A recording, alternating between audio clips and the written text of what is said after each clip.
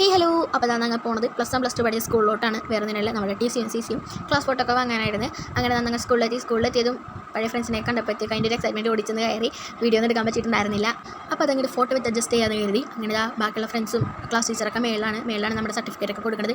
അങ്ങനെ ഞങ്ങൾ മേളിൽ പോയിക്കൊണ്ടിരിക്കുകയാണ്. മേളിൽ പോയപ്പോഴത്തേക്ക് നമ്മുടെ പഴയ ക്ലാസ് മുറി തന്നെയായിരുന്നു ഇരിക്കാൻ പറഞ്ഞത്. അപ്പോൾ പഴയ ക്ലാസ് മുറിയൊക്കെ വീണ്ടും കണ്ടതിൻ്റെ സന്തോഷത്തിലായിരുന്നു ഞങ്ങൾ. അങ്ങനെ ഒരു ഞങ്ങൾ സംസാരിച്ച് വേണ്ടിയും പറഞ്ഞിട്ടൊക്കെ ഇരിക്കുകയാണ്. ഇനി ഞങ്ങളുടെ ഗാങ്ങിലുള്ള 2-3 പേരും കൂടി വരാനുണ്ട്. അവർ വന്നിട്ടില്ല, ഇനി അവർ വന്നിട്ട് വേണം നമുക്കൊരു വിശേഷങ്ങളൊക്കെ പറഞ്ഞിരിക്കാനായിട്ട്. അപ്പോൾ ആ TC-NCCയുടെയൊക്കെ അവർ റോൾ നമ്പർ അനുസരിച്ച് ഓർഡറിൽ വെച്ചുകൊണ്ടിരിക്കുകയാണ്.